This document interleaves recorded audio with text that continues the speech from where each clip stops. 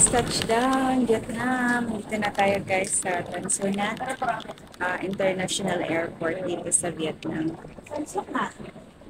Mega, welcome to Vietnam.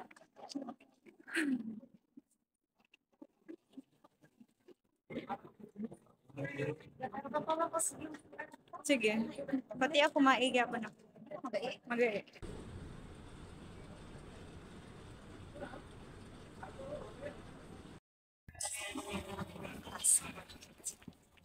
Ito na guys, ang Tan Son Nhat Airport dito sa Vietnam. Relax guys. Hello guys.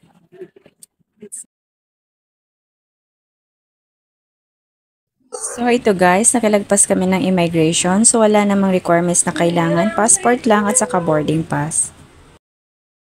Last year kasi is pumunta din ako dito, pero as I remember, meron pang online website na fini-fill out like arrival declarations at saka arrival cards. Pero so far ngayon is wala na. Diretso na lang sa immigration. So ito guys, palabas na kami. Ang first agenda namin is bibili kami ng SIM card para mag-connect kami. Adi ako bili dati yan. Ito ay, bibili kami ng SIM card. Dito na yung mga bilihan ng SIM card.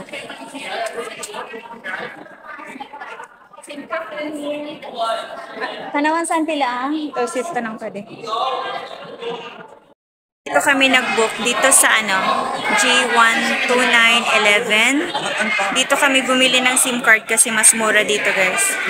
Tapos ito yung rate nila. So binili namin is ito. Vinaphone. Ito 180,000 DND. Okay na to 10 GB sa 5 days. Mas mura siya kaysa dito sa Viettel. Nakabili na kami ng SIM guys. Mas mura yung SIM nila compare sa iba. Then, after here is lalabas na kami para magbubuk na kami ng Grab. Exit dito. Saan?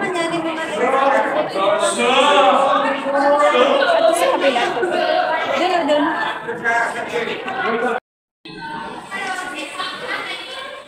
Close na yung mga exit dito. So, doon tayo sa kabila. Ang daming nagbibenta ng SIM card. Ang dami nagbibenta ng SIM card pero okay ang nabukan na nabilhan namin din mas mura. So, lalabas tayo para mag-ask ng Grab. Sige.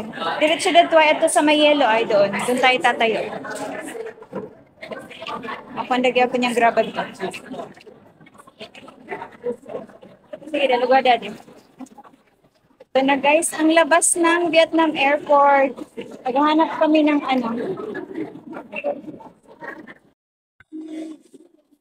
Naghahanap kami ng may Vietnam na logo para makapapicture si Ate.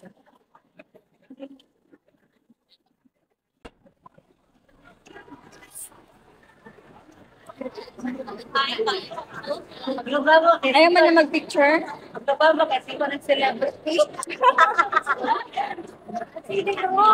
Okay, may na Vietnam. Huwag mo kalimutan na magpapapicture ka pa. Kaya hindi na tayo babalik dito pa uwi. Sige na, picture ka na. Pero grabe naman ito. Guys, napaka-crowded naman ng airport nila dito sa labas. May picture muna kami. Ito, nagtawag na kami ng Grab taxi. So, waiting na. It says here, 3 minutes is parating na siya. So, pag dito kayo guys, ang dami talaga nagbebenta ng ang dami nag-offer ng taxi ride dito sa labas ng Tan Son Nhat Airport.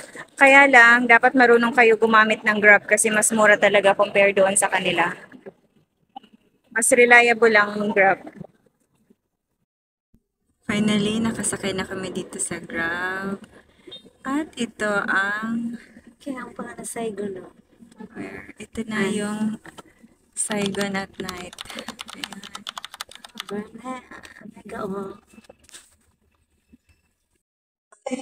Dito na kami sa hotel namin guys.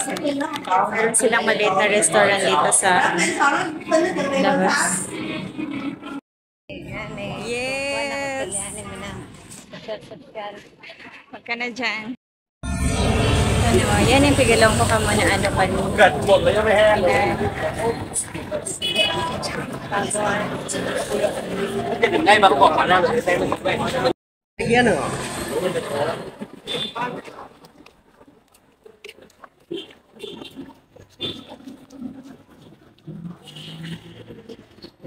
Wala nga mga isip.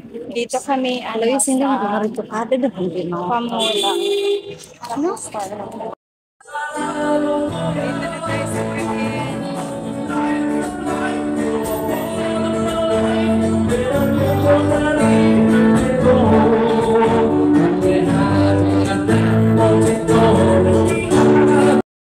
Wala ni Samong Bukid. Sige, dato kita, manap kita ng milkshake.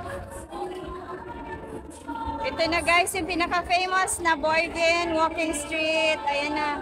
Time check, 12:30 a.m. Pero ganito siya ka-live na live.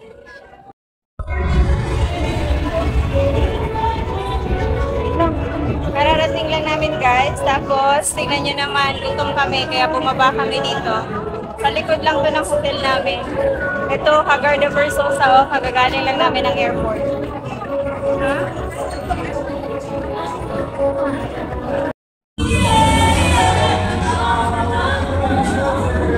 Ay, naku, grabe!